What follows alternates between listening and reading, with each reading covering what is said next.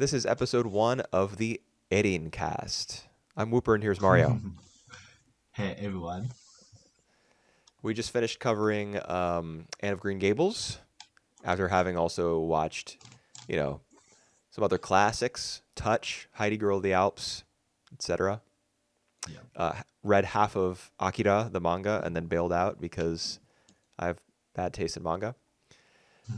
The new classic series that we're doing here on Double Cross Anime is Kemono no Soja Erin, or Eren the Beast Player, I guess, if Right. you want to use the localized title. Personally, I think that sounds kind of goofy, but it is official, so there's that. It's Beast in, player. yeah, the Beast Player. Beastinarian is another one. Right. I like to call it Kemono no Soja Erin, or just Erin, or Eren. Yep. It is an anime adaptation of a novel by Nahoko Uehashi. Thank you to Mario for looking that up before we started recording. And our motivation for covering this is similar to the reason why we talked about Nana a couple years back. When Mario and I undertook a project to determine what was the greatest anime of the 2000s. Nana was the victor, ultimately, but this show was not far behind, maybe coming in third or something. Yep. And, it's 50 episodes long. We only got through 16 of them in our initial quest to, figure out what the best anime of that time period was. So we figured, why not watch the remaining 34? Before that, though, we have to talk about the first 16. So that's what we're going to be doing here today. All right. I would say that this is more of my request because Whooper had already seen it before many years ago. Yeah, like a Um, decade ago, yeah. yeah, and I think it just keep up to our tradition of doing the classic season show as well, as we focus on a young, uh, brave girls whom navigate uh, navigate the world around her. This one is more in fantastical settings. So I think I still think that is still in line with our classics shows, as staples.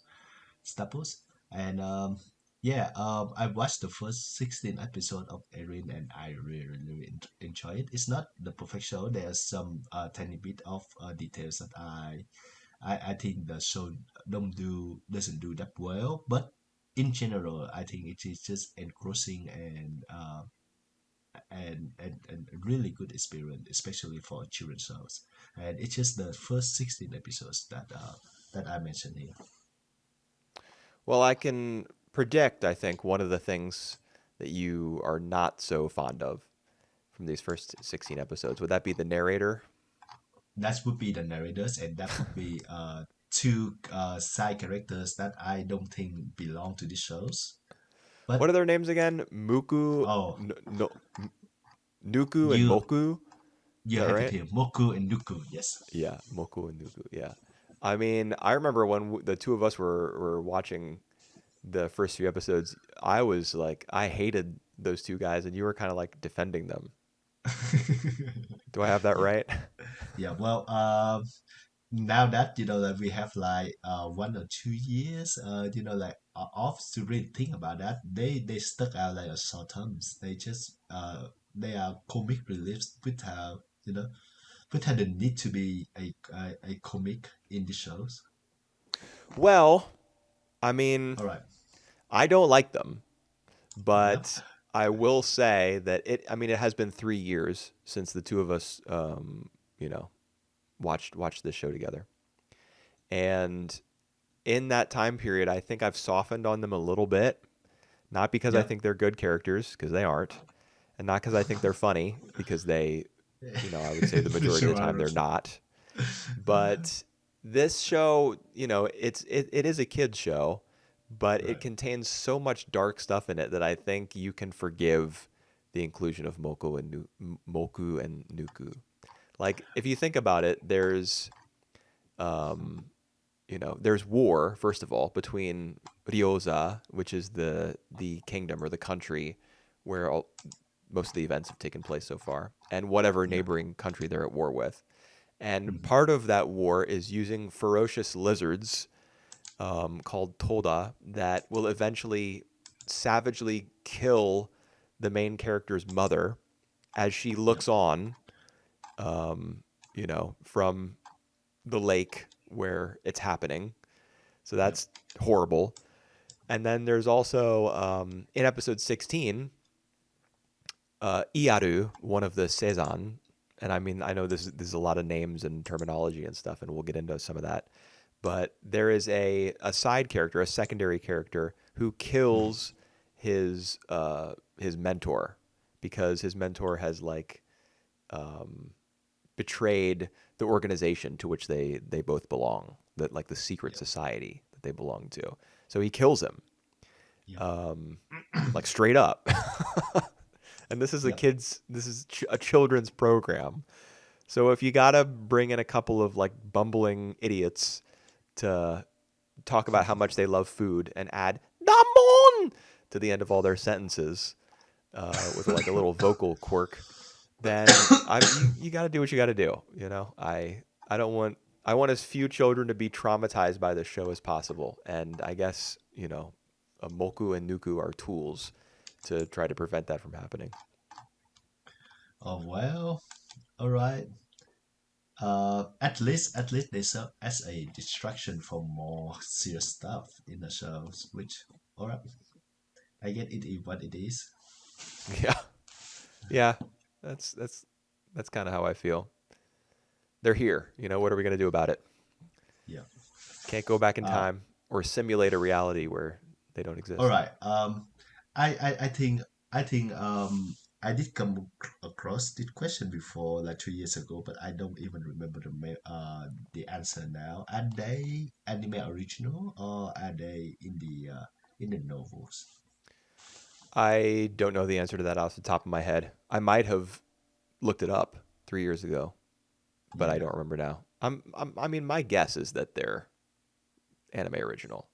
I mean, if you're writing, let's say you're writing a chapter about, you know, Erin watching her mother be brutally killed by the animals which she's devoted her life to caring for. Yeah. How are you writing into that chapter? Oh, and by the way, there were two silly looking guys up on a cliff covering their eyes, and crying because it was just so sad what was happening. I mean, you can't really work that in. No. I don't think when you're writing a novel. Yeah. No. So I'm guessing they're anime original. Yeah. Well, and yeah, as this is the fantasy world, and as this is like one of, I think one of the mangaka Naoko Uehashi trademark. Oh, They she's a just have novelist. see the novelist, sorry. They just have like a very fantastical settings with like a lot of law and rules, and really there a whole lot going on in this world. I always love that from like from her stuff, and this one feel the same as well. Uh, like Whooper mentioned, we have like a to Tuda, who is like uh a giant lizard Reptile, lizard, yeah. reptiles. Yep, who uh, they now got trained. They are like one of the mythical creature, but they now got trained to become a weapon. So and we come off with from Erin's perspective, who really caring for them, and who is always question the purpose of that. Yeah, it's in episode 3 where I think before that point she understands that they're used by soldiers, Yeah. but it's in episode 3 where she sees like a whole bunch of Toda come to the village where she lives. I think it's called Ake Village, Mhm. and there's like some sort of, I don't know what the word for it is, like a demonstration of the Toda riders. Like they get in a formation and they like exert control over the animals, and I don't know. Aaron, I that's not one of the episodes that I rewatched before this discussion, but I do remember that she's like Right. very upset by that. And that's also around the time when she learns that Toda have like ear flaps to protect their ears, Right. but since they're domesticated, or maybe that's the wrong word because they're used for war. But when they're raised by humans in captivity, they cut away those ear flaps so that they can be controlled by that silent whistle Yep. that Soyeon, Erin's mother, carries around her neck, and that the Toda riders also use. Yep. And Erin is like, no, you don't. There's a little baby Toda that she has kind of taken responsibility for, and she doesn't want its ear flaps to be cut away, but she can't, as a child, she can't really stop that from happening. Right. And we got to learn that her mother is actually from the mist people. So this is like one of the very mysterious tribe who has a lot of knowledge of the Toda, but who like really doesn't connect to the other side of the world. So she the one her mother who's the one who got banished from that and live in a village of her husband, and now her husband also passed away as well. So it's just leave her and Erin, who is like the two uh, odd ones in the village, and she experienced some of that discrimination as well. Yeah, that's the show's definitely not subtle about that. I And I mean, agree. in the very first episode, we're introduced to Wadan, who is another one of the Toda caretakers. Mhm. And he's, you know, for the first few episodes, he's always grumbling about how you can't trust the Mist people, and that's why I hate the Mist people, and Mist people, Mist people, Mist people. I think the actual name of their tribe is like Ario or Ario, Yeah. All right. but I don't know exactly how you spell it or pronounce it, so I say Mist people. But All he right. is always complaining about them. And then in episode 6, in response to one of the Kiba, one of like the elite fighting Toda, dying, Mhm. like in an inquisition comes to Ake village, and they're like, "How could this have happened? How could you let this mist woman uh, take care of this Toda, and then it died under her care? This is an outrage." Right. Just the racism levels are off the charts, Right. and it I don't know, it's a little clumsy, Mm. but I mean when you're Uehashi, as she's designing this world with different, there are different countries and different cultures, different races of people, I suppose. I don't know if you could really consider the Mist people to be a different race I would say or so because ethnicity. they have like the green eyes Yeah, and green I hairs. So they do have I would green say hair so. as well. That is pretty weird.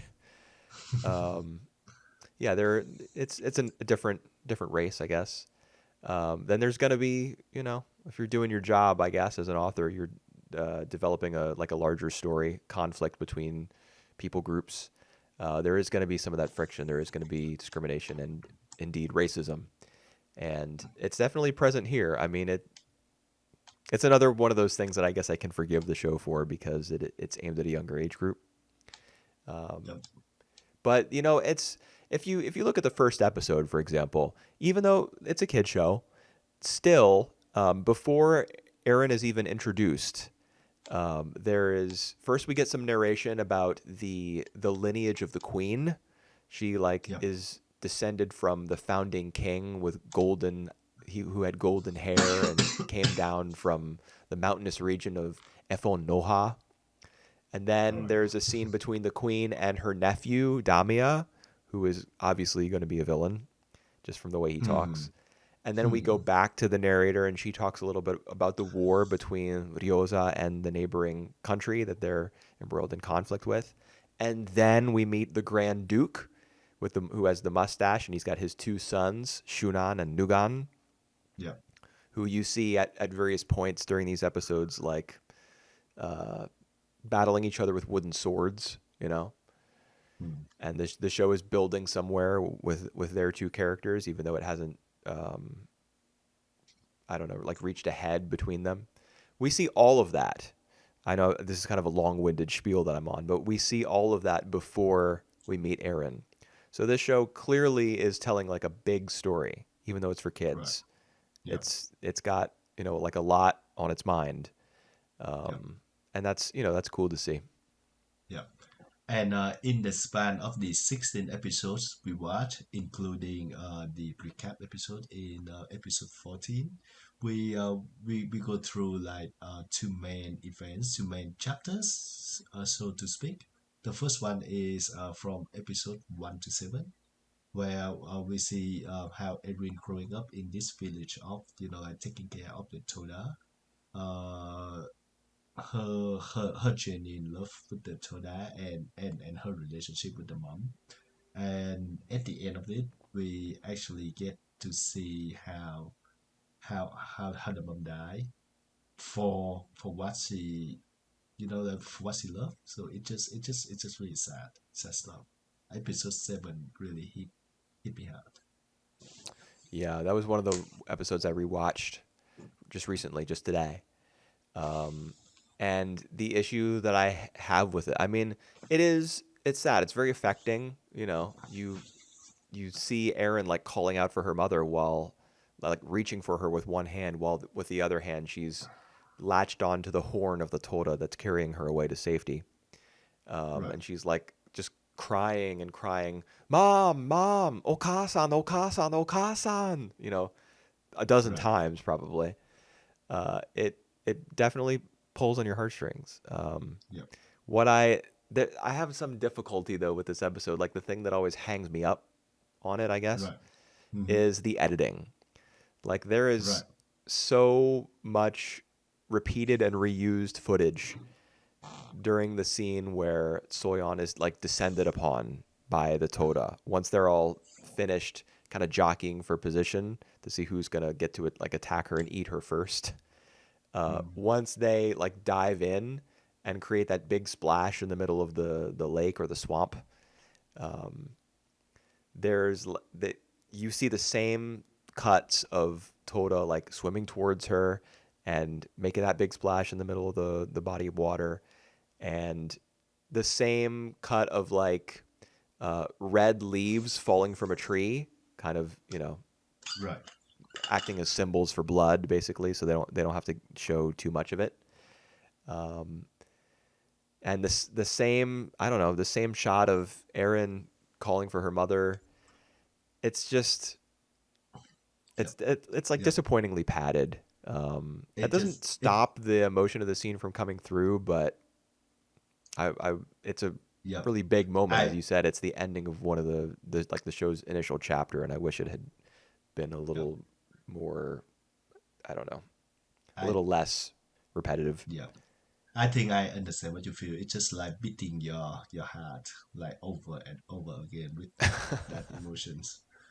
So yeah, no, not a good feeling. Like if it does it's one time and effective, that would be more powerful than this. But I also think that the sad fact is that the mom, she actually she can, if she really wanted to escape from that, because when Erin fall into that, she actually like the does something She to whistles in order to control the visual. Toda. Yep, yep, and get one of them to bring Erin back to safety. So Yeah. she could very well do that for herself, but she No, decided to not she to do can't. that. She can't. She's stabbed with a sword before she falls into Right. the lake. That's how she's pushed off of the big like column of rock where she's standing in the middle of it. They Mm, stab her in the back, and then she falls into the water. right. So she was Ah, gonna die either way. yeah. Damn. That's what's so sad about it, is that she otherwise she would have had the power to save the both of them, but as it is, she can only save her daughter. Mhm. And before she sends her on her way by whistling to control the Toda, she says, like, "You must never do what I'm about to do. It's an unforgivable sin." And at Mm, this point in the story, we don't understand why Yep. she says that. Yep. Although we do know that the Toda that gives Eren the ride out of the lake and further into the further towards the capital where she eventually meets Joan. Mm. Um, we know that the Toda ends up dead, the one that takes Eren away. Later, Right. it's Joan finds it dead in the water. I think is it. Maybe it's Yep. not Joan who finds it dead in the water. Maybe it's the Noson, the member of the Mist tribe, who follows her there. Right. Right. Right. In either case, Mm. the Toda dies as a result of Soyeon's control of it. So Oh, I guess that's what makes it unforgivable. right. But there may be something more to it than that. Yep. Yep. That kind of makes sense. Oh boy. So yeah, we get into the second chapter where it's a lot lighter in a sense because she get to meet John, who is the beekeeper. The Honey Uh, Man. Honeyman, and I really like the fact that like it mixed between the fantastical world. So we got the Toda, we got to see the Toda who is not real, to this action of beekeeping who is like very much real. So we kind of related to that. I know Yeah, I do. yeah. Joan So is he's a good guy. yep, He's got a lot of practical skills and knowledge, and he right, passes a lot of it on to Aaron. He teaches her how to yep, read as well. He yep, kind of reminds yep, me of Heidi's grandfather in Heidi Girl of the r- Alps. The yeah, relationship with the, between the two of them. yeah. He had a lot more like easygoing air Yeah, compared to Heady Grandpa, who is grumpy. yeah, Yeah, but yeah. I can see He that. definitely has an easygoing air, emphasis on air, since he farts all the time. It's one of his character traits. Is he's always farting. Poop. Oop. Yeah. Um, yeah, but he teaches her he teaches her the tricks of the beekeeping trade and how to play the harp, I think. Although maybe Erin picks that up on her own. I can't remember I don't exactly. recall that. I didn't rewatch all 16 of these episodes before we sat down to talk about them, just some. Yep. Um, but he doesn't like rush Erin. He doesn't force her to tell him where she's from or what's happened to her, like why he discovers her floating in the middle of the river. Yep. In fact, it's only 4 years after they meet, after a time skip in which Aaron is aged up a little bit and Joan gets a little bit more white in his hair, Mm. that the two of them tell each other their histories. Yep. Yep. Yep. So, Yep. the relationship between the two of them, I think, is very, authentic because Mm.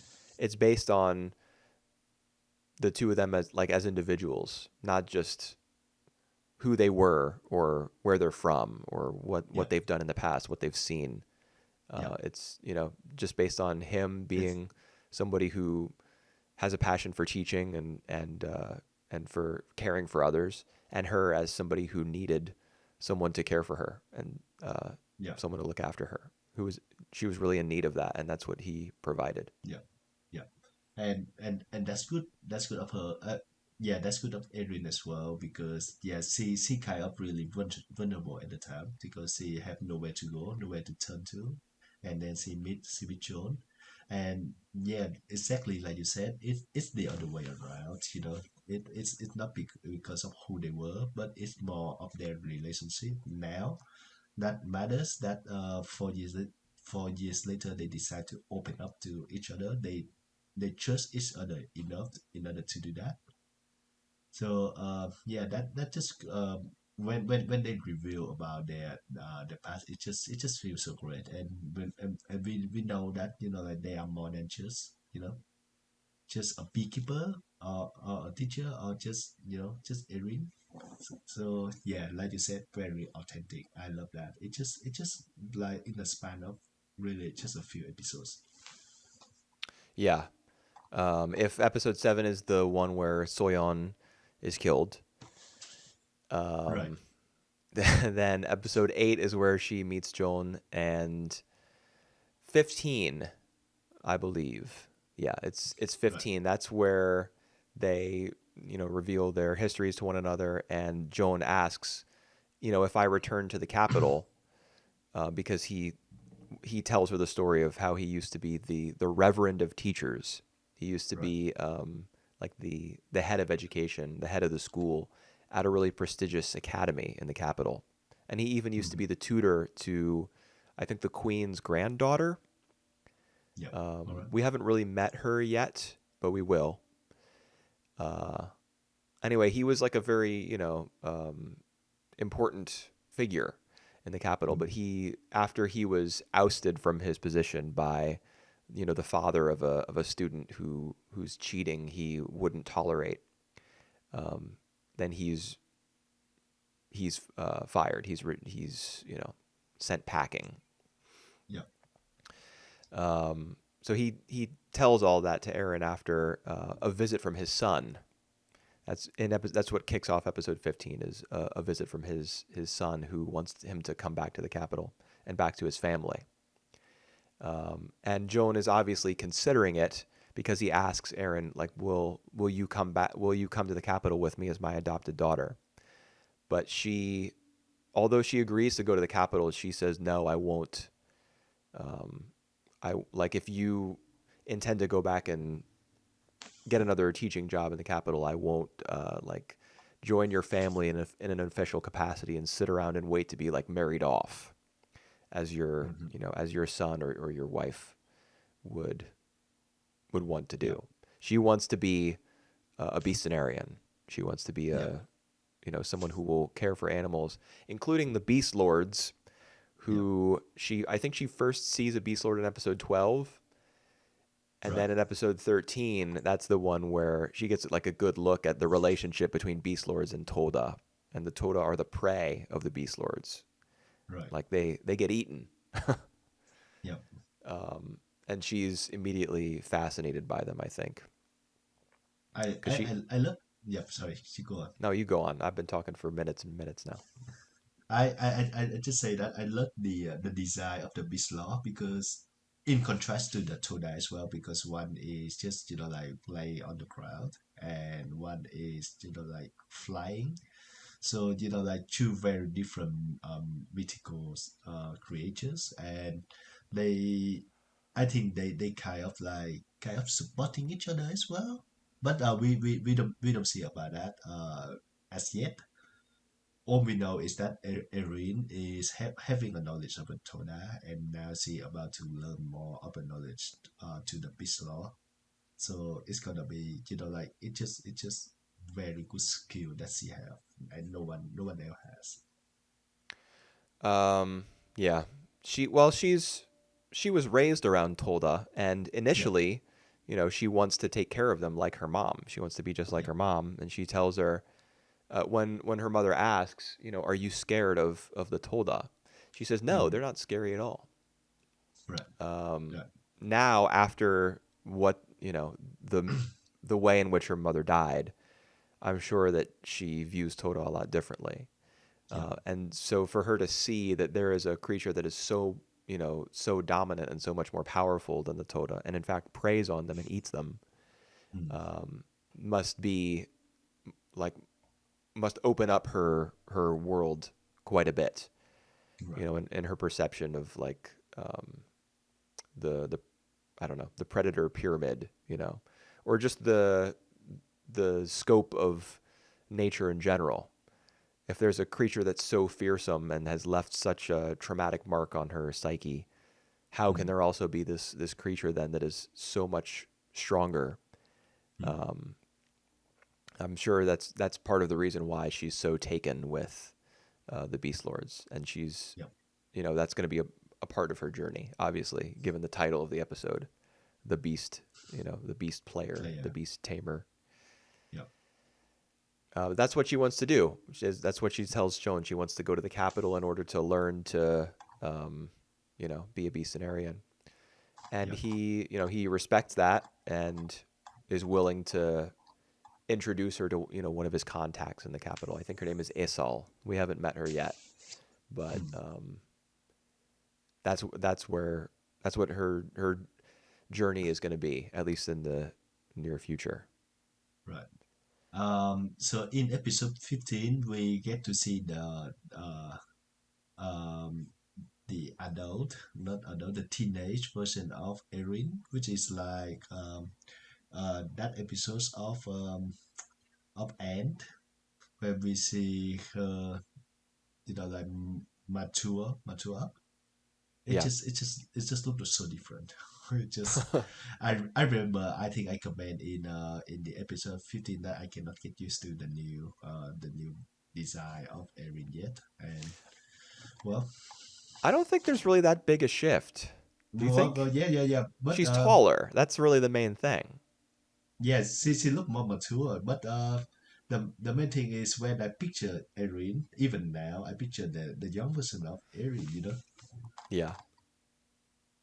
Like wide-eyed, always curious. So Yeah, well, I mean, the her eyes get less wide, I guess, at least metaphorically speaking. But she's definitely right. still curious. She still has a thirst for knowledge, and she wants to know about the Mm, Beast Lords and about the capital that they go to visit, yeah. and you know, about anything she can. She loves to learn. She learns to read from Joan. She learns to Mm-hmm. harvest honey, and she learns how to play a harp, and she learns about different plants and their medicinal properties, and Right.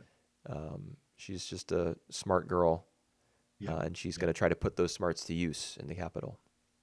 Yeah. Yeah. I agree. And So I'm yeah. Go on. it's I on the just say I'm way to the really capital that we see yeah. episode 16. I think they arrive actually. They're not just on their way, but they arrive, and that's I earlier I mentioned Iaru, the member of the Cezanne, like Yeah. the secret Assassin. organization that protects the queen.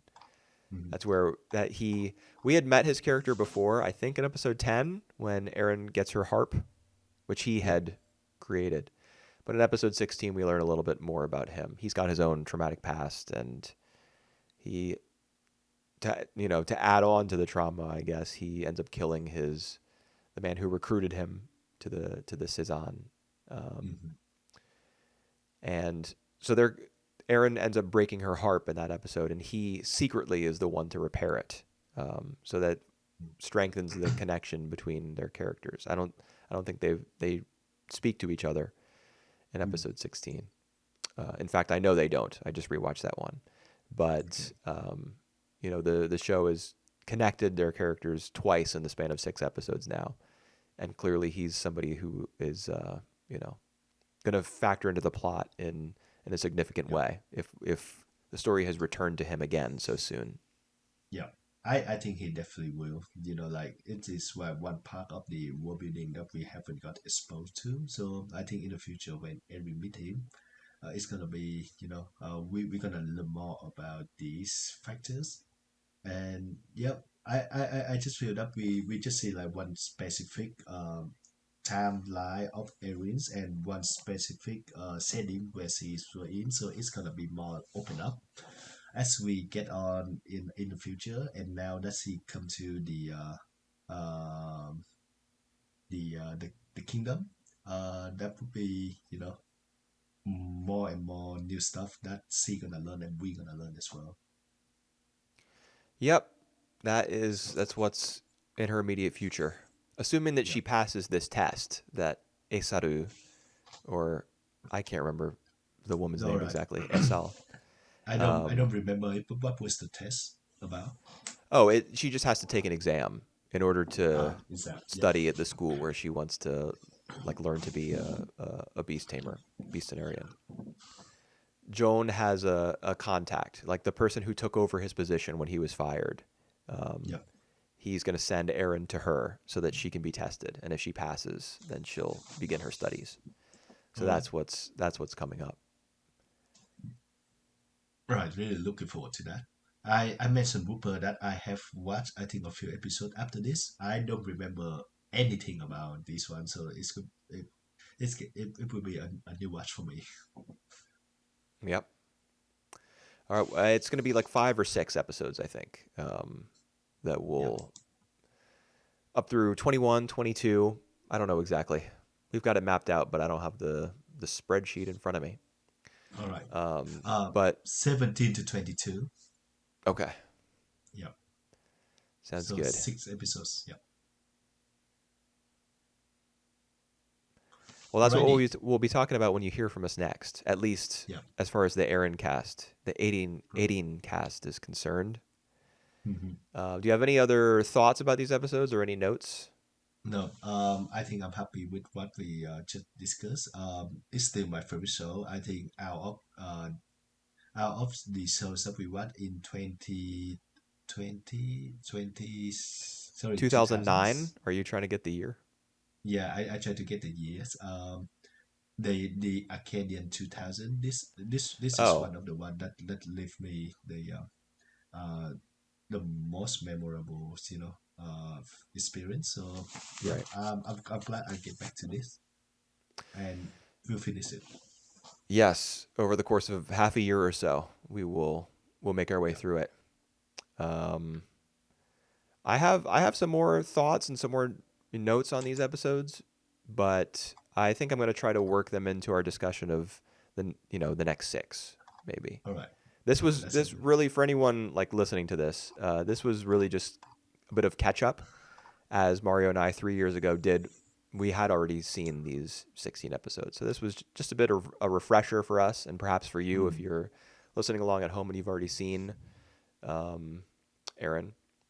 Once we start talking about like smaller groups of episodes that we'll have watched more recently, then we'll get into a little bit more detail. But for now, we're just happy to be back in the world of Kemono no Soja Erin. yep. Uh, to watch more of the Toda and the Beast, uh, and Beast other Lords. Beast Lord. Yep. All right. Yeah, I don't Bye know for now, when guys. another episode of the Erin cast will be up, but it'll be soon, probably. Cool. All right. Just stay All right. tuned. See you guys. Bye for now. So we get into the second part of the Erincast. So we're covering the episode 17 and 22 this time, and this is all new for me as well. I'm sure that people have watched this episode before, the whole series rather before. Hmm. I think I did watch more after our Acadian shows there a few years ago. So I watched like a few more, but I didn't get into episode 22.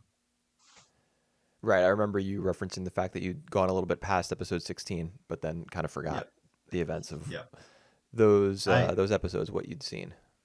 yep, I did forgot, but when the event come, I was just like, huh, I can recall this, so Yeah, so I did watch it, I did forget it everything was about it was the same for me watching these episodes back. Even though the first time I saw this show was probably 10 years ago, 9 years ago, something like that. it. Mm, Um, meeting Yuyan at Kazarumu Kazalm, yep, I guess I'll say. Kazam. Um, yeah, the Beast Lord Care Center in the school where that Right. Aaron is now attending. I remembered her, enrolling and impressing Esal, the Reverend of the Teachers, and Mm, I remember meeting Yuyan, who would be her roommate, but not for long because Aaron would start sleeping in the barn or the shed or whatever with yeah, with yeah, Liran, the yep, baby beast lord, who is yep, quickly outgrowing the term baby. yep. Um, Episode 17 though was one that I didn't. I mean, everything was familiar to me as I was watching it again, but it's a very different episode than the show's typical fare. So that was Yep. I didn't get the same feeling from that one, I guess. Very much a table setting Uh, episode. right. What you mean by did not really get the same feeling? Is it like in a bad way? In a No, just that, because it's like recently the show has been a lot about Erin's maturation and her education. right. And this episode Yep. was not really about Erin at all. We see her at the very beginning and the very end, and then the narrator whisks Yep. us away to the capital, where we Right. get a Yep. bunch of scenes with Shunan, Nugan, Politics. Damiya, Yeah. Iaru, etc. Wow. Good on you too. You can recall all the names. Just Oh, I that's got good them on here on you. my notes in front of my face. Yeah. I think episode 17 we can start from that. It's an interesting one. I think it's like a carry over from episode 16 that we talked last time. It's more about the politics. So outside of every scope at the moment, but it's like things happen in the background, and we follow. Oh my God, La or Ian. All right, how to say his name? La. It's Iaru. So the first letter is not an L, it's a capital I. Iaru. All right. Iaru. Yeah, you could say Iaru. Yeah. Or yeah, Eal, I guess would work too. Yep. It's tough to say.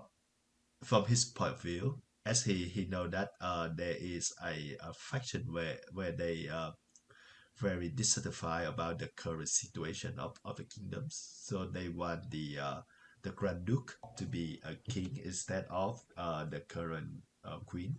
Right. Uh, and they want to make that happen. So we actually episode 17 where we see how like the assassination attempt take place, with him like being a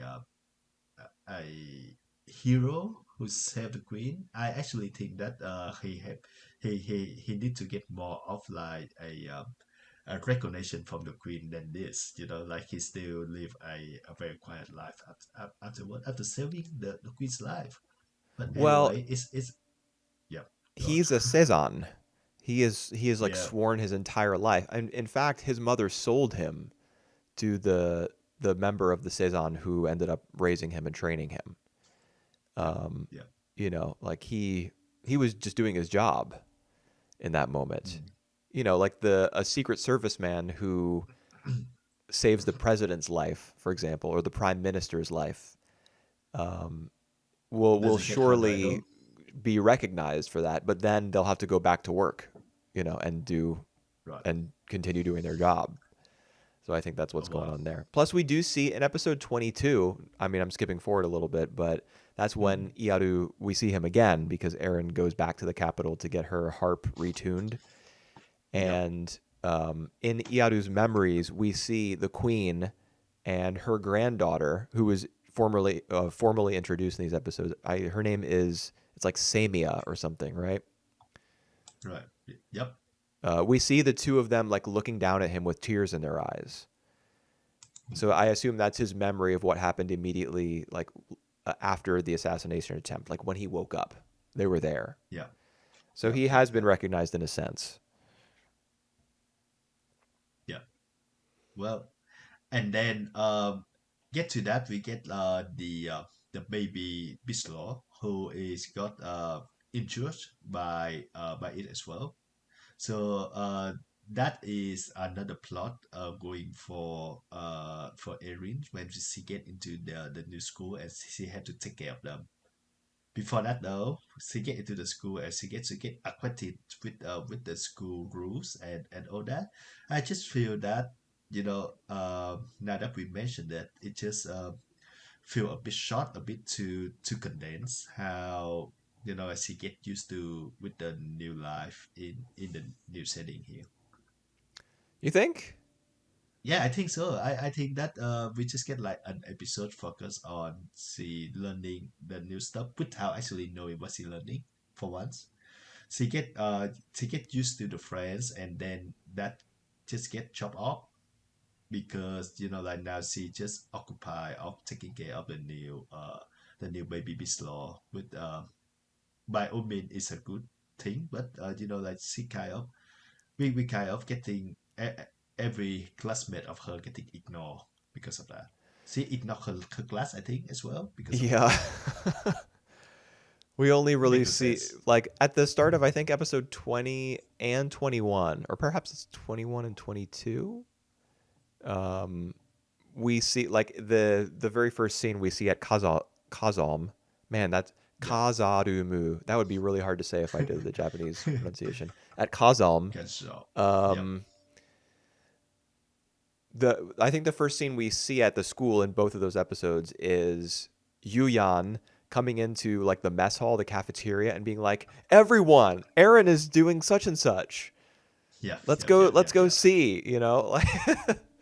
Like they're See, very much like playing supporting roles already for Aaron, and it's her name is in the title of the show, so that kind yeah. of makes sense. But yeah, I mean, you might be right. I didn't really feel as though there was an issue with Oh, Aaron getting I acclimated too quickly to the school. I don't think right. that's the problem. I just think that we don't, you know, we don't get a sense of I what her dynamic is like with anyone at the school except for Yuyan a her little classmate. bit, and Yeah, now Tomura yeah. and Esal, of course. I Tomura being actually, the I senpai who was caring for Riran, the baby beast lord, before her. yeah, yeah. I actually think that the show tried to condense all that in just one single episode, where like she have a. I think that episode 19, where she have Right. like they have the surprise party, welcome party for her, in which she fall asleep.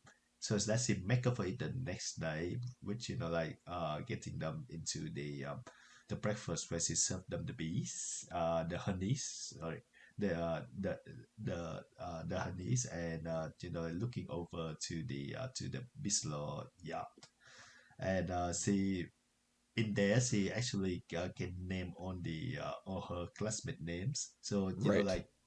we kind of like see that. I want to see it more. I want to see it spend to more like 2 or 3 episodes before she getting busy with her new pet project. Yeah, I as you're mentioning all this, I agree with you. That would have been nice. Now she is living there, so Right. there are still plenty of opportunities for those Hmm. for Yuyan and those other characters. Like for instance, in one of these episodes, one of the later ones, maybe episode 21, Yuyan is like muttering in her sleep, and she mentions the name of one of the male students there, and she's like, "Oh, I'm happy you feel that way, but." Yep. So there's like a little romance brewing there. That's kind of a fun moment. Yep. Getting a little bit more of that Yep. would be Yep. Yep. nice, I guess. And for Aaron to be somehow involved in it, like supporting Yuyan, Right. that Yep. would be nice. I don't know how much of that we'll get, but hopefully some. Yep. Yep. But to replace that, we actually have like a new plot regarding her taking care of Leland. And yeah, so far so good as well, because like all the things that she want to approach the baby. Oh, sorry, I just love the Japanese name much better than the Bislot. Just Ochu, you know. It's Yeah, very short and very precise than the Bislot. we can call them Olju. All right, I'm Let's do good with that. that. Yeah, so when she taking care of Ochu, and she know that he experienced like all of the hardship already, not being bullied, but being separated by from his mom, and like being I think scared of the silent whistle as well. Is Riran a boy? Is it a male? All right, I call him a boy at the moment. I'm not sure what his gender is. Just go they then. I think that it's been established that she's a girl. Really? All right. Yeah, in like conversation with Esaru and Tomura, I think they've mentioned that. I could be wrong. Right. Plus, that All makes right. the parallel between her and Aaron stronger if they're Yep. both Yep. girls. I mean, not that that really makes a huge difference because one's a human and one is an old Jew, but Yep. uh, All right. We can go with that. And until all the until I'm proven wrong. yeah, and on the approach, I just feel that like when it gets to there, it we have some really good material, but also in retrospect, it just exams the master, the reverend, Right. just give her just give Erin too much credit, just for just because she's the main characters of her own series. That I don't agree with, man. I mean, the way that All right. she immediately analyzed the contents of the benotrophic water and the dung, I Right. was like, whoa, we got a Yeah. genius. We have like a prodigy on our hands. Yeah. Um, Well, I mean, maybe it wasn't appropriate that she give Aaron so much like, n- it's it's fine for her to give Aaron responsibility, yeah. befitting her abilities and her intelligence, but to like knock off Tomura from his Yeah. pedestal and be like, okay, Aaron, now you're the number one student. That was Yeah. maybe a little, insensitive. But Esaru is a very no nonsense character, so she probably just sees a student with a lot of Yeah. potential and wants to encourage that immediately. Yeah. And actually, she give her full control of that as well because we don't see any interview from her. Even though that by the end of episode 20, Leland it for the first time. So we got like two whole episodes, which is like I just say maybe a week or more that she doesn't eat anything but just the water. I think Uh, she doesn't eat until episode 22. yeah, so she actually just kind of eating herself. They have mentioned a lot about like she trying to hurt herself or eating herself, and I'm not really sure what that means. I think that's a behavior that can be found in nature.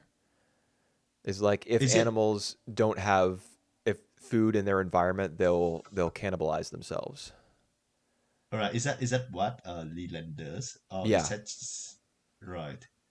Oh my God, that's just so sad for her. Yeah, I mean, the show doesn't get too like too gory with it or whatever, but when Erin mentions that there are feathers in her dung, right. that's the implication is that she's chewing on Eating herself. herself.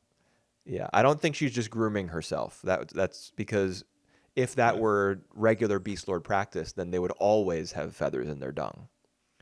right, But instead, right, that's a cause for alarm. right. Well, Um, yeah, so it's a problem yeah, that definitely has to be solved, and Erin solves it. She comes up with yeah, some good ideas. right. The I agree. especially, I mean, the whole thing with the harp. Like, what a coincidence that the sound of an adult beast lord's cry sounds like a harp strummed underneath a blanket. That's a little. Uh, I mean, it's yeah, fine, but it's a yeah. little bit silly. But I Uh, really did like the idea that she had to like pull away one of the boards of the barn, I yeah, guess, yeah, where Didan is kept, because it would simulate the amount of light that she gets from underneath her mother's body. That's like a really right. brilliant idea. Yeah, yeah, yeah. And I actually don't mind the harp sounding because like it served as a really good opportunity for her to go back to the kingdom and for her to meet Ian Ru and they actually have like a proper conversation this time. Yeah, even though he's like gravely wounded. Yeah. Oh wow. What did you take on the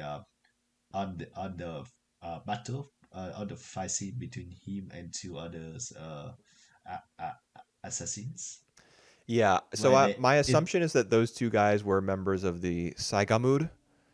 yeah well I Saigamud.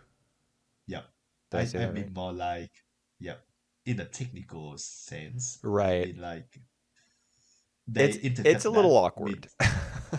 it's very awkward for me. They just intercut that between that and the sequence of like Dragonflies. dragonfly. I was about to say butterfly. Dragonflies attack each other, and it just makes no sense at all. Why did you do that? Oh my Well, god! this show has gone very heavy on the animal symbolism. Like, for example, Right, also in this group of episodes, Didan finally like raising her head and kind of acknowledging Aaron is right. accompanied by a shot of, or I shouldn't say accompanied by, like it's matched with a snail emerging from its shell on a All right. leaf. Yep. Yep. Yep. Yep. Yep. I remember And that. especially in the early chapters of the show too, before Erin left her village, and even while she was with Joan, a lot of times like Erin's attitude or her behavior or whatever would be synced up with what another character, I mean, what an animal would be doing, like out the window or just cutting away to just an image, it not even being nearby necessarily. Mm. Um, you know, I think that a lot of people, I mean, that's kind of a Japanese technique, isn't it? Like pillow shots. Um, Mm. Shots of animals or nature or whatever that are meant to evoke a particular mood that matches whatever's happening narratively.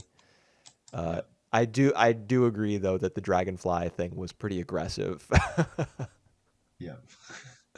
Oh God. But and there was a little bit of I. reused footage in Yeah. the midst of the Yeah. fight scene. I mean, for the most part, it looked kind of good. This show And sometimes struggles with combat.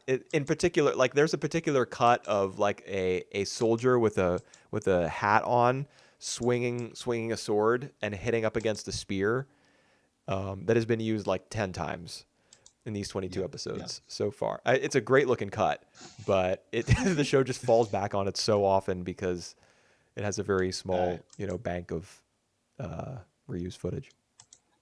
Yeah. Yeah. Yeah. I agree with you on that. I agree with you on the image of the dragonfly. I think it's appropriate for the first time I see it. But they keep get go back to that scene, and it's just very very awkward. Yeah, the And cross cutting is kind of crazy. it makes no sense when you think about that as well. When afterwards, when he chased off the two guys, and then he just got injured to the point that he passed out. Why didn't the two assassins just come back then and kill him? You know, Good question. no sense. Make no sense. But Because he's a supporting character, like an important supporting character. They can't kill him. yeah, no, no, he had to stay alive. So for that, he can tune Erin Habs. Right. Which he So doesn't really do. He just tells her like don't hesitate yeah, and then kind of yeah, instructs her in montage with music playing over it. right. Um Da da dee da da dee da. yeah. Every episode, I man. love it. I don't really Get me every time. mind Yeah, um it gets because me every time. it's a nice song, it's kind of reminiscent of Erin's childhood, which is, the pain that she carries with her um Mm. from her mother's death it's reminiscent of that, but it also helps you remember like the good times that she had with her mom, like the love that she had for her daughter. Yep. And furthermore, like even stepping outside of the show, Erin, and looking at it as an anime in a historical context, it kind of makes Erin of a piece with much older series. Like it's got the Right. episode length, it's got the 50 episodes, it's got the Yep. adventurous spirit, it's got the constantly reused animation and insert songs. This just feels like a much older anime than something from 2009. And Yep. like, I kind of like that. I kind of like that too. And I think they run for the uh entire 50 episode in like a single year, right? Yeah, as far as I, Yep. remember Yep. looking at Yep. Wikipedia. I didn't watch it 16 years ago, but So yeah. yeah, I mean, the given good that old given days. that it's a kids show, I would imagine that the network it would be on would want something to air like Yeah. consistently, same time every week, get the kids in a Yeah. routine. Yeah. Oh, it's a Uh, good one. So yeah, and the way she analyze the old Jew behaviors, I think some of that are really smart as well. So ah, yeah, and there's great. flashbacks to her mom teaching her about Tolda and mentioning the Yeah. benotrophic water and all that, and also her apprehension about the use of mute whistles, which stems Ah, from yeah. her, her mom. We get it. I didn't remember this. Like when we first talked about episodes 1 to 16, I did a little bit of rewatching to prepare for that, but I did not remember that there was a scene where her mom threw her mute whistle in the fire. We Yeah. Yeah. There see was. a I flashback remember to that. that in Uh, these episodes 17 to 22 somewhere, and I was like, all right. whoa, that would have left a big impact on Erin. I think seeing her mom do that. All right. I think it's in episode 7. maybe or maybe not because this Nah, I episode rewatched 7 then episode 7. That's is the death episode. all right. So But the that's one gonna be the before one that, maybe. before that. Yep. So Yeah. when it was before she get arrested and they have like a night, just the two of them together. Yeah. I What a I dude, what a yeah, nice episode that was. it was. And then I think she told her something about like uh yeah, it's something about her philosophy. I think more about like she gets sad because of this monster just like just afraid to the visuals, and it make them kind of like not become strong anymore, or not Yeah. shining anymore or something along She that she line, and calls then she them like pitiful. yeah, pitiful, yeah, A yeah, yeah, and creature then who she's a creature who is like raised by humans rather than being out in the wild is pitiful. yeah, yeah.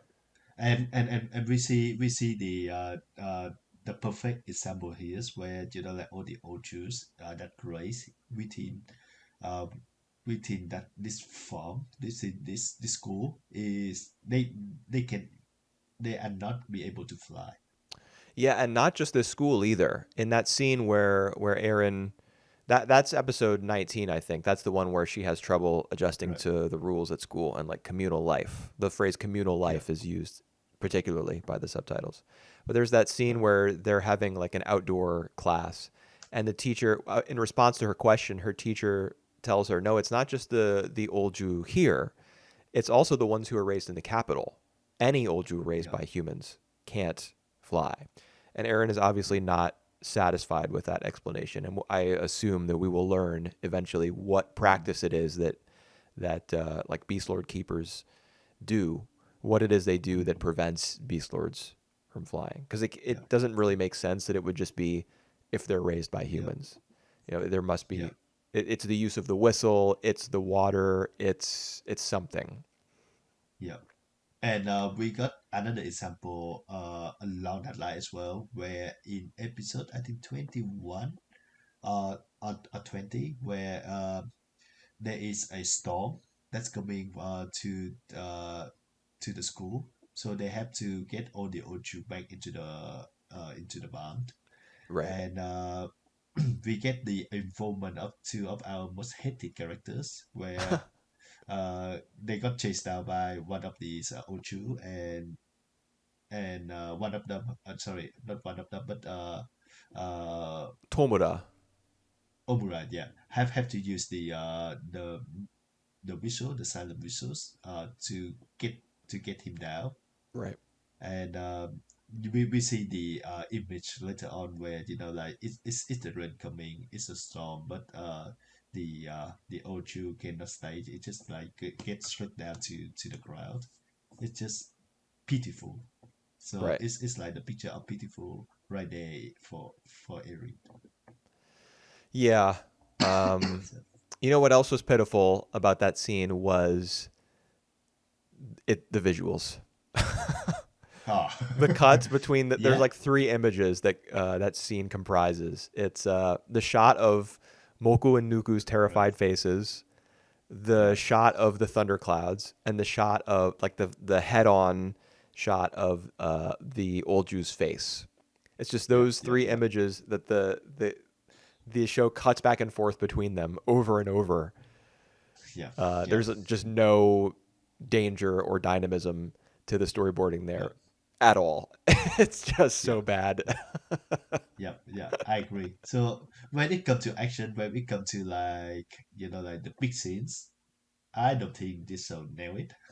Yeah. But we got like all other good stuff going along. So Yeah, and I mean there are some fight scenes that look good. I mean the animation during the dragonfly scene that we were talking about, despite it mm, not maybe not being, directed or framed in the best way possible, looks pretty yeah, good. When Iaru is fending off the two guys on either side of the boat, looks yeah, pretty yeah, nice. yeah, And there was yeah, also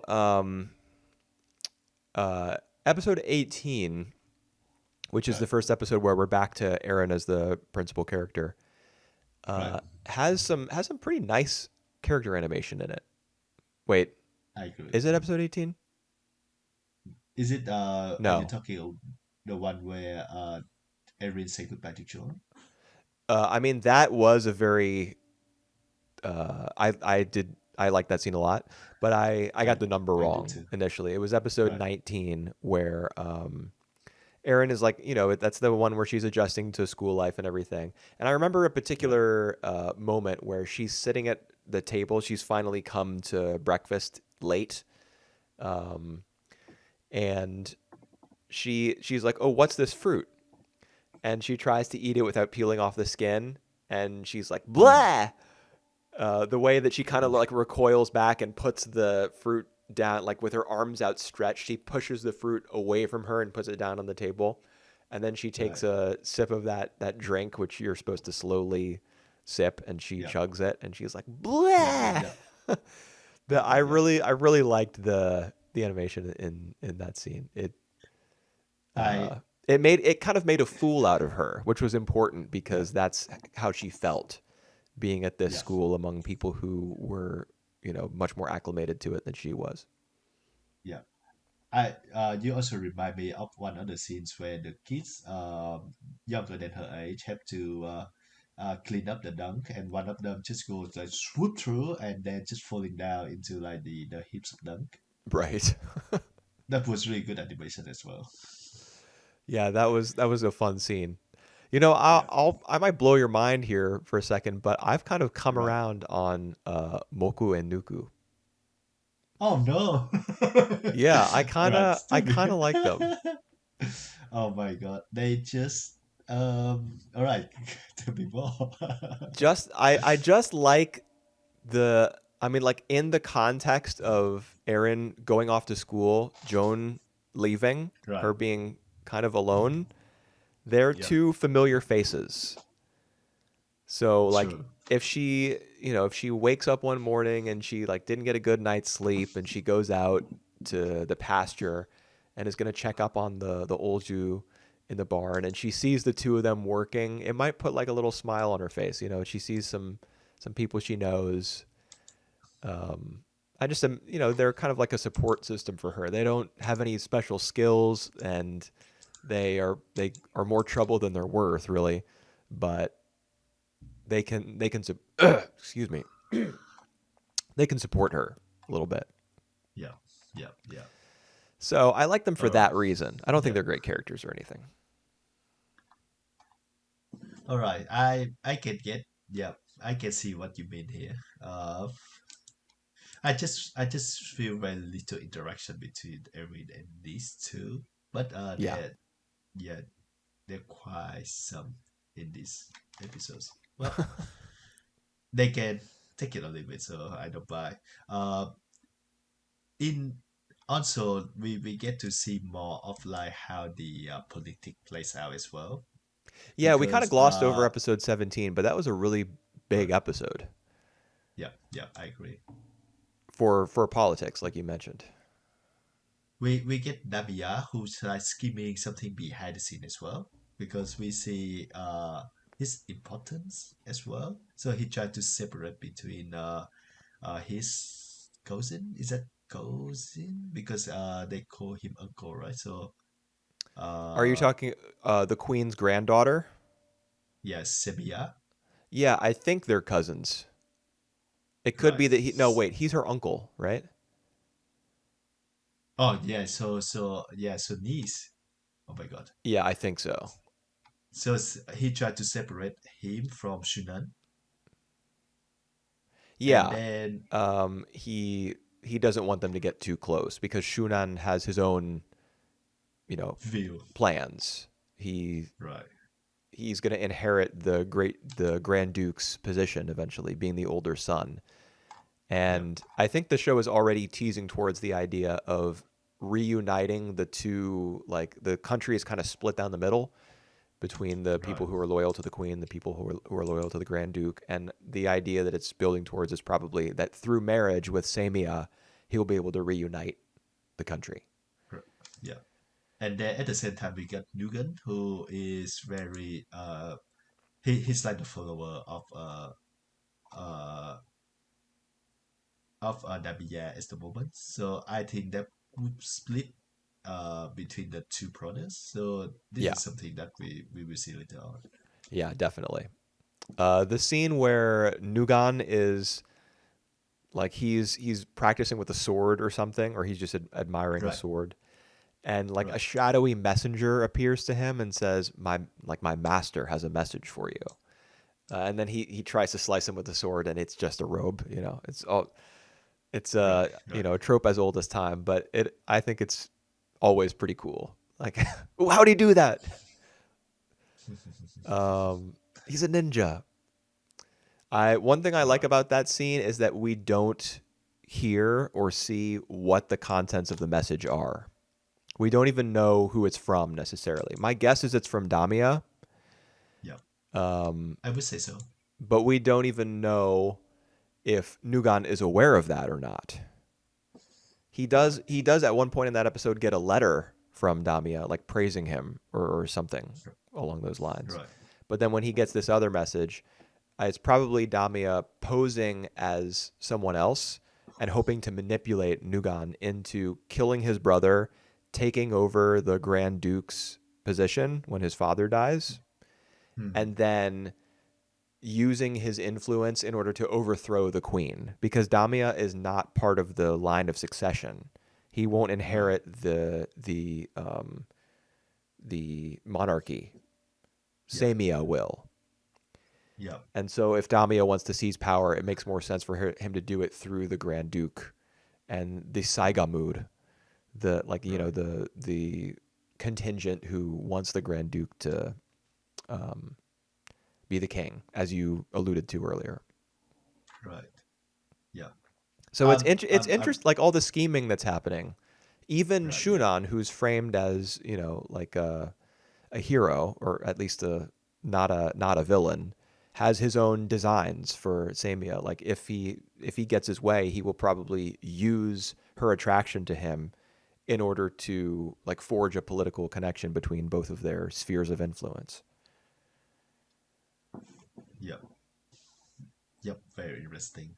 And we know that it's gonna be, like it's will be become more relevant as the story goes on, because now we know the core conflict between them. It's gonna just get expanded even more. Yeah, especially after an assassination attempt, which you have to imagine was orchestrated by Mm. Damia, maybe. Yeah, because he's the one who bring up all the Bislot, but Right, we don't which know would have for sure, functioned as a right? distraction, I guess.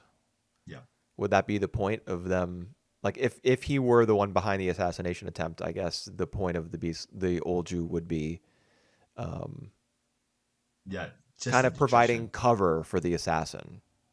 But right? in the opposite ends up happening because he shoots Riran in the wing. Right. Yeah. It is an interesting Uh, connection that the same baby old Jew who was present there and who got injured hmm, during the assassination attempt is the one that Aaron ends up caring for. yeah, yeah, yeah. And I think Laya, uh, Lyru, he make that connection as well, because when he heard about the baby Ochu who got injured, he just said like, yes, it's the same one or something. So Oh, okay. I didn't realize that yeah, he had put that together. he put that together. He's the one who put that together. And Okay. and then the other one who put that together, that he was the one who shield himself from the arrows The one who shielded to the himself. The queen. guy who was wearing the mask and who escaped? The guy, no, no. So so Erin and the other kid, Tomura. Tamura, realized that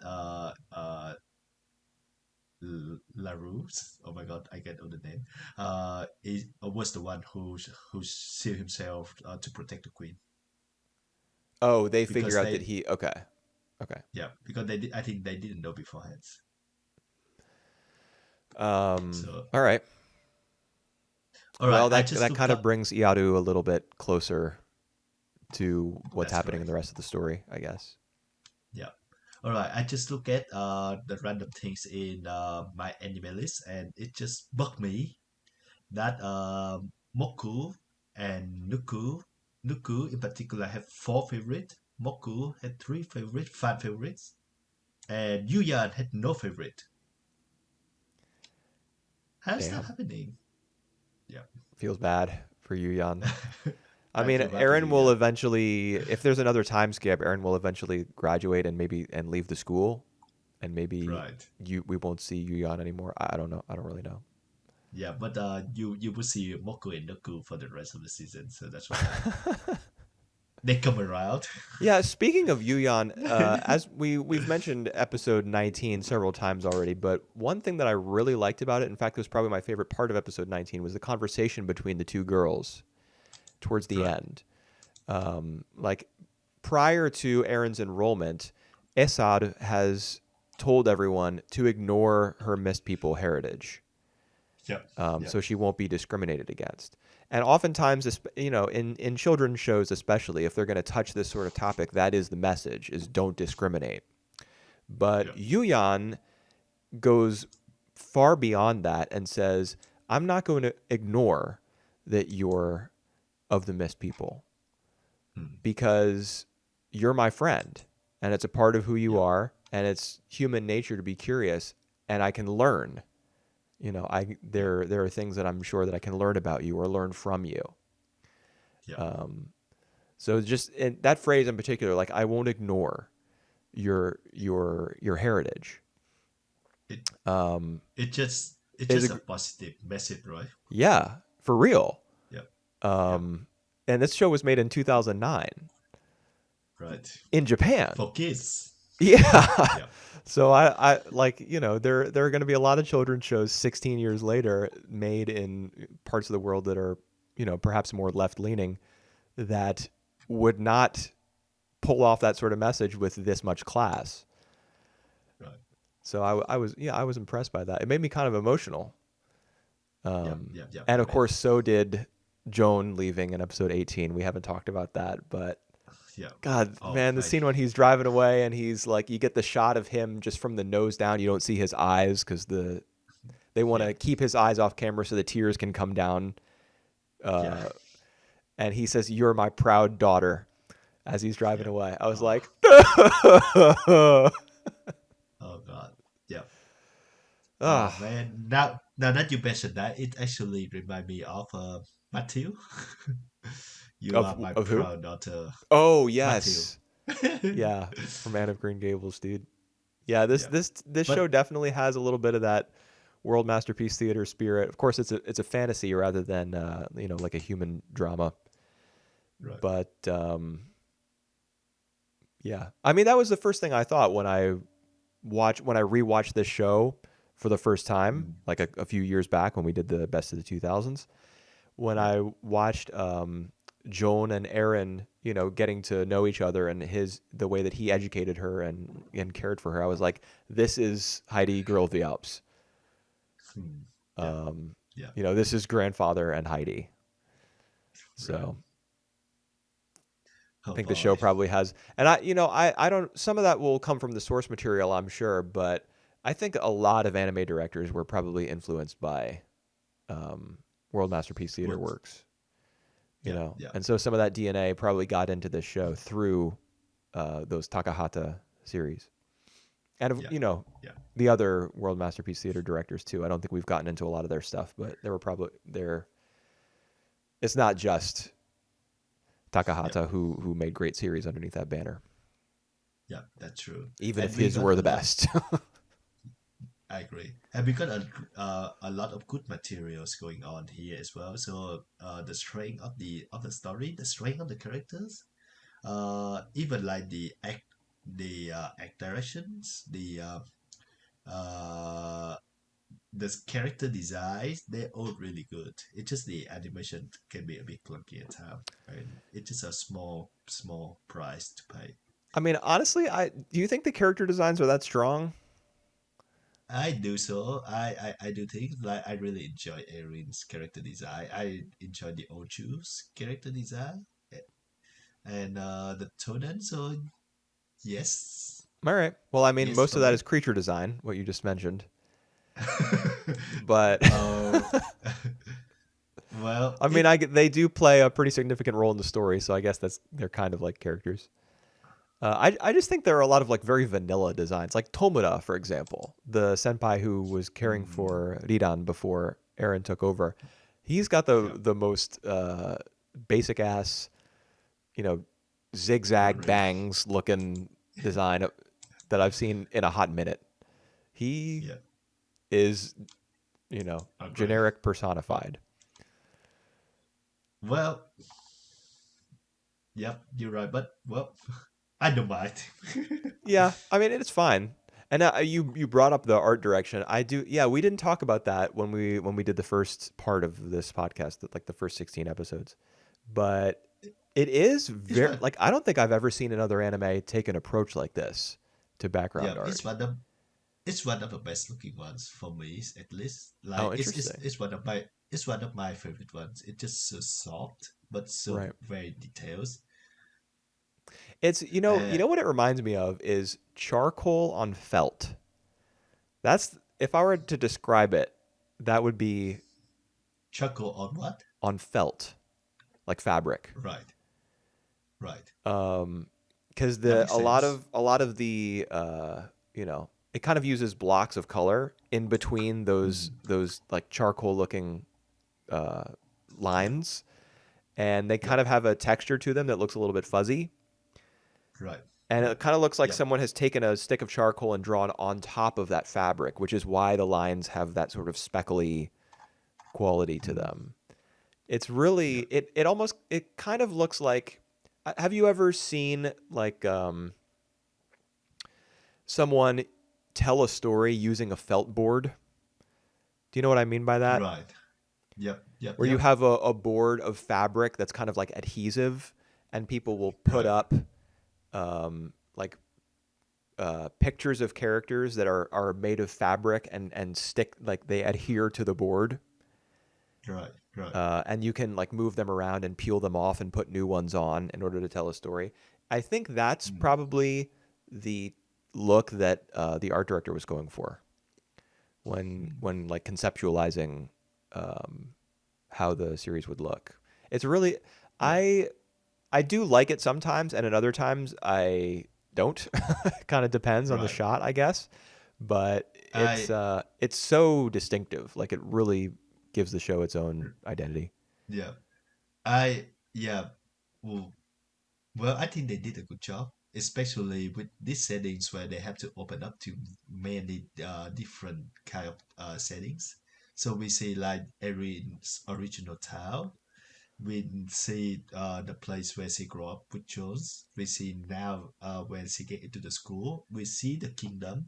We see the cave or even the barns where she looking after the animals. So the cave where I remember the cave where in the earlier episodes something about the cave. But Yeah, I the think egg that poaching episode maybe, right. where people are trying to So steal the like Toda eggs in a cave. right. Yeah, that one. And they're just several. Like it's have like the whole brand new settings, and I think they nail it well most of the time. Especially, I remember like when they get into the kingdom, and we can see like how they commented on how peaceful that is, like how ungut the whole place is. Right. So, Oh and it yeah, is very distinctive. that line Yeah. was pretty bad. Oh, really bad. The Grand Duke being saying to his son, "The only reason that this city can be so unguarded is because we, the Grand Duke's army, keep the Yeah. country safe." Like I thought I Yeah. felt like I was watching Gachiakuta episode 1 Yep. All right. or Tolgan So Anki apparently. yeah, I bet that the kids and us got reminded every time how Grand Duke uh contribution Right. to protect the country is. Yeah. Anyways, Um yeah. I mean, visually the show is mixed. The animation can fall down sometimes, other times it stands up. mm, yeah, The art direction is good, but at the same time, there are scenes like the birthday celebration in episode 17, where it's supposed to be like celebrating the Queen's 60th birthday, but it looks like the most Mhm. boring party imaginable. Like it's just a bunch of people milling around in a public square, and she's up on a stage that's only a couple feet off the ground. Like, Right. what are we doing here? Where are all the vendors and the stalls and the musicians? And you see some of that in still images, but when the show zooms out and you see it from like a higher Yep. vantage point, it looks Yep. Yep. terrible. Yep. Uh, Yep. Yep. Yep. Yep. Yep. I know what you mean. Yes. yeah, Well, you win some, you get some. yeah, yeah, You win some, you lose some. Oh, sorry. Yep. Oh, yeah. I guess so. But I mean, the story is strong. So yep. Yep. I agree. Uh, I'm really keen to see what gonna happen from here. Now that's the young Oju can eat now and will get back to normal. There's a strong bond between them, that's for sure. But I also get reminded by Erin get reminded by that, and we get reminded as well. Is that the beast and the human cannot be together? So yeah, I I'm interested to see how they carry on that message in the I shows. mean, of course, Aaron is gonna reject that idea and is gonna look for a way to, Yeah, like fully commune with the and old Jew. out of all people, see the one who actually witnessed first-handed how how the beast treating her moms. Right. Yeah, and she's So also seen Wild Olju in like right, episode yeah, 13 or 14, whichever one it was, with when she was still living with John. right, yep, yep, yep, And multiple characters remark in these 6 episodes, "You've seen a wild beast lord?" yeah, Like it's a very rare sight. So yeah, she's mhm, had like the life experience necessary to bring her to this point, I guess, and now she has mhm, to use it in order to make a difference. yeah, yeah, yeah. All right, good shows overall. Yeah, and we're Ah, nearly halfway done with it, if you can believe it. oh God, Next time we talk I don't. about the show, it'll be episodes 23 to 27, I think, and we'll cross that halfway Yeah, point. yeah. Um, I so far I don't want it to end. So so far, you what? it's I don't want it to end. Oh, well, I mean, 50 episodes is pretty good. Still a long way, right? Yeah, Yeah. we'll be watching this Uh, through most of the rest of this year, I think. right. Yeah. All right. So I think that's would mark the end of our podcast. You have any other notes before we closing it off? No, I think we covered everything pretty effectively. Right.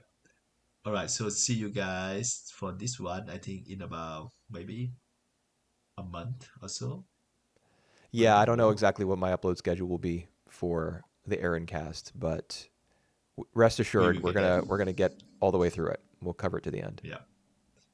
All right. Bye for now, guys. Adios.